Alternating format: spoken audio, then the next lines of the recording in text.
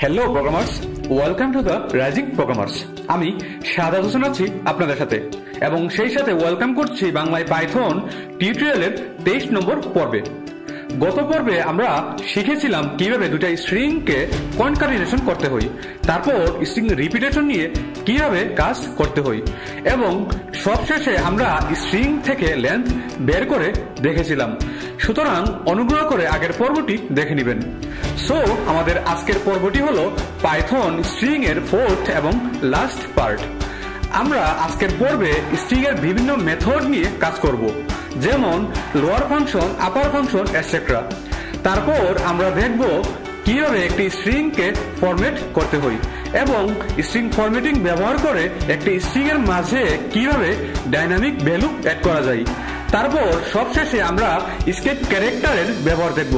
তো চলুন দেরি না করে শুরু করে ফেলি আমাদের আজকের পর্বটি।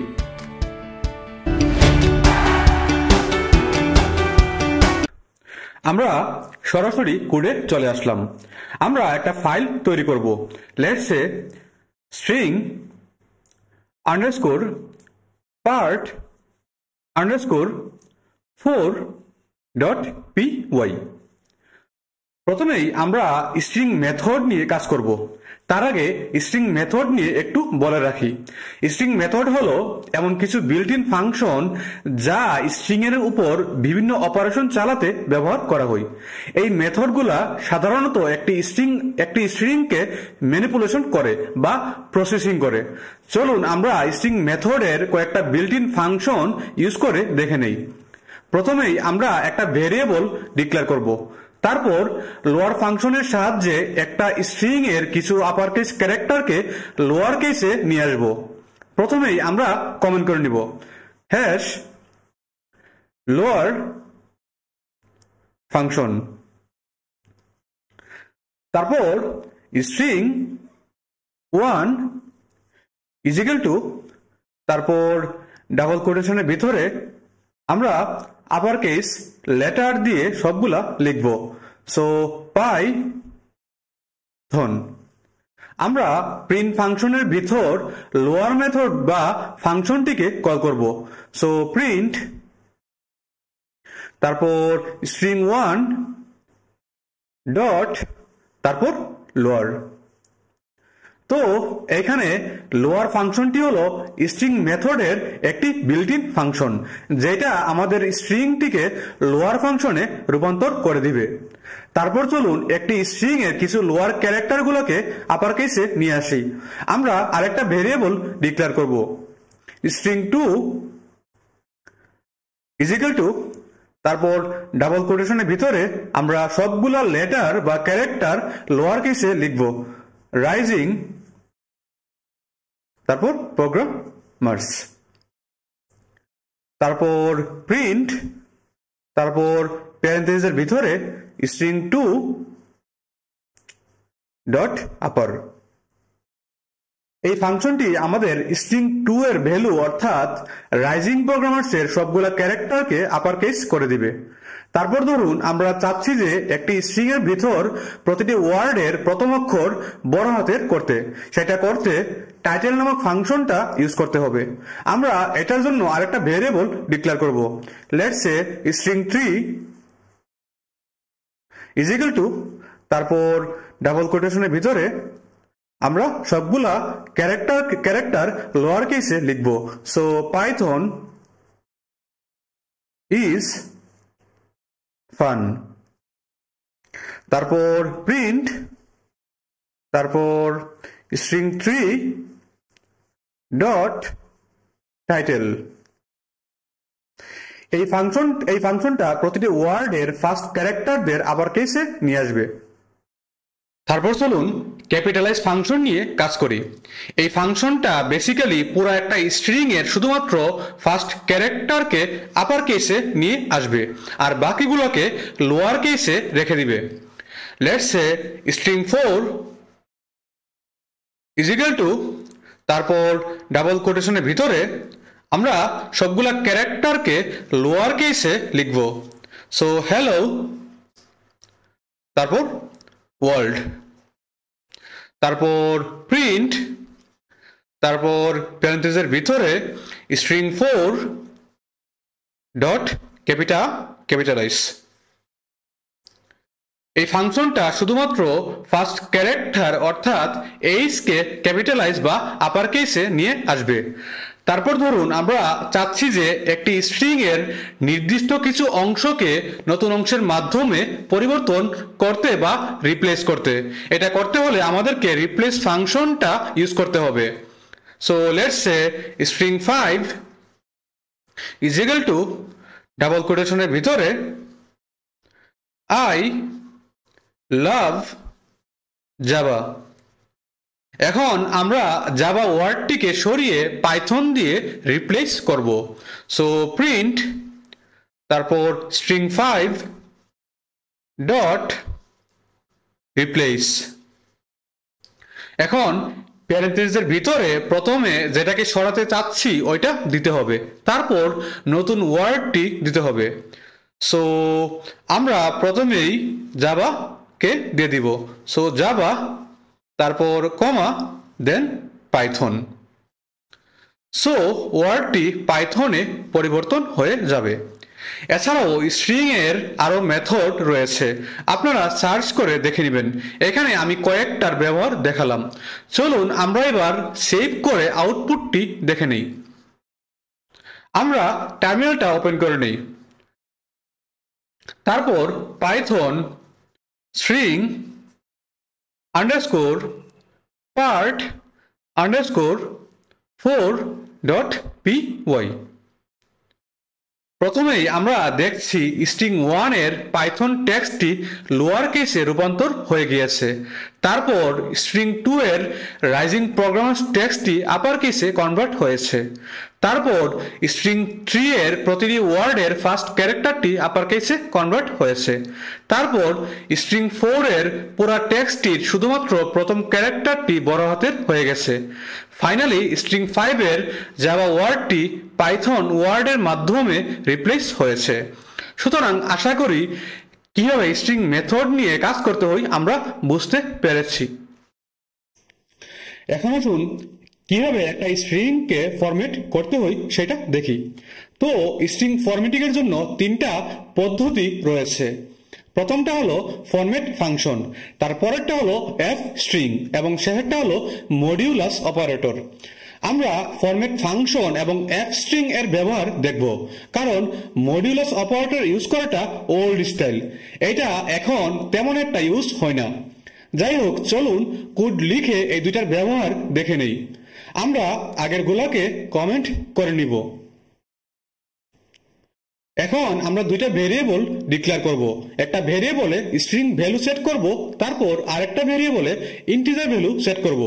So let's say name is equal two তারপর কোটেশনের ভিতরে শাহাদাত, তারপর age is equal two 26।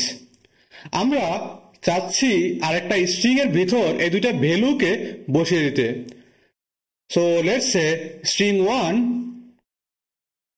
is equal to, এখন আমাদের আগে স্ট্রিংটি লিখতে হবে, তারপর ফরম্যাট ফাংশনটি কল করতে হবে এবং এর মধ্যে ফরম্যাটেড ভ্যালুগুলোকে বসিয়ে দিতে হবে। সো কোটেশনের ভিতরে মাই নেম ইজ, তারপর এন্ড, তারপর আই এম years old, তারপর ডট, আমরা ফাংশনটিকে কল করব। সো ফরম্যাট, তারপর আমরা প্যারেন্থেসিসের ভিতরে নেম এবং এজ কে দিয়ে দিব।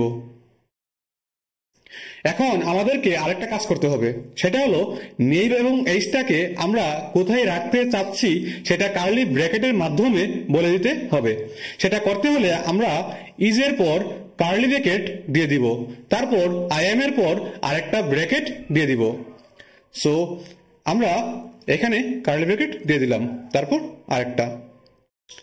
এখানে ফার্স্ট কার্লি ব্র্যাকেটটা নেমকে রিপ্রেজেন্ট করছে, কারণ আমরা ফরম্যাট ফাংশনের ভিতরে নেমকে ফার্স্ট প্লেসে বসিয়ে দিয়েছিলাম।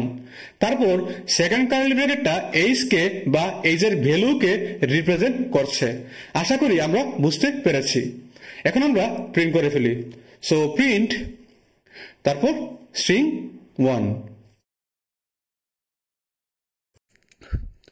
এখন আসুন আমরা এই সেম কাজটা অ্যাট স্ট্রিং ব্যবহার করে দেখি। আমরা আরেকটা ভেরিয়েবল ডিক্লেয়ার করব। Let's say string 2 is equal two. F string use করতে হলে আমাদের প্রথমে লিখতে হবে এফ, তারপর কোটেশনের ভিতরে স্ট্রিং গুলোদের ডিফাইন করে দিতে হবে। সো এফ, তারপর কোটেশন, তারপর মাই নেম ইজ, তারপর আমরা এখানে নেমকে বসিয়ে দিব। সো কার্লি ব্র্যাকেট নেম, তারপর এন্ড আই এম, তারপর এখানে আমরা এইজকে বসিয়ে দিব। সো কার্লি ব্র্যাকেট এইজ, তারপর ইয়ার্স, তারপর ওল্ড। এখানেও কার্লি ব্র্যাকেটের মাধ্যমে দুইটা ভেরিয়েবলকে আমরা বসিয়ে দিলাম। এই ক্ষেত্রে আমরা আগের থেকে আরো সহজেই কাজটা করতে পারলাম। আমরা এটাকে প্রিন্ট করে নিই। প্রিন্ট, তারপর স্ট্রিং 2। তো চলুন আমরা এখন প্রোগ্রামটাকে সেভ করে রান করে নিই। আমরা কিবোর্ড থেকে পেজ আপ কিতে প্রেস করলাম। এই তো আমাদের আউটপুটটি চলে এসেছে। এখানে স্ট্রিং 1 এবং স্ট্রিং 2 এর ভ্যালুটি দেখতে পাচ্ছি, এবং এই দুইটার ক্ষেত্রেই নেম এবং এজের ভ্যালু এড হয়েছে। সুতরাং আশা করি আমরা এই দুইটা মেথডই ভালোভাবে বুঝতে পেরেছি, আর আপনাদের কাছে যেটা সহজ মনে হবে ওইটাই ইউজ করতে পারেন। এখন আসুন স্কেপ ক্যারেক্টারের এক দুইটা ব্যবহার দেখে নেই। আমরা আগেরগুলোকে কমেন্ট করে নেই। তার আগে স্কেপ ক্যারেক্টারটা কি একটু বলে রাখি। স্কেপ ক্যারেক্টার হলো একটি বিশেষ ক্যারেক্টার যা একটি স্ট্রিং এর ভিতর বিশেষ অর্থ প্রকাশ করতে ব্যবহার করা হয়। পাইথনে কিছু বিশেষ ক্যারেক্টার বা সিম্বল সরাসরি ব্যবহার করা সম্ভব নয়, যেমন single quotation, double quotation, line break etcetera. এক্ষেত্রে স্কেপ ক্যারেক্টার ইউজ করে স্ট্রিং এর মধ্যে এগুলা সেট করতে হয়, আর ব্যাকস্ল্যাশ স্কেপ ক্যারেক্টারকে রিপ্রেজেন্ট করে। এখন ধরুন আমরা চাচ্ছি ইটস পাইথন স্ট্রিংটাকে প্রিন্ট করতে।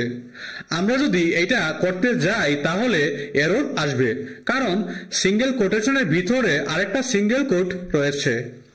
যদি স্ট্রিংটা ডাবল কোটেশন দিয়ে র্যাপ করা থাকতো তাহলে পাইথন বুঝে নিত যে ভিতরের সিঙ্গেল কোটেশনটা স্ট্রিং এরই একটা অংশ। মোট কথা, আমরা সিঙ্গেল কোটেশনের ভিতরে আরেকটা সিঙ্গেল কোটেশন ইউজ করতে পারবো না।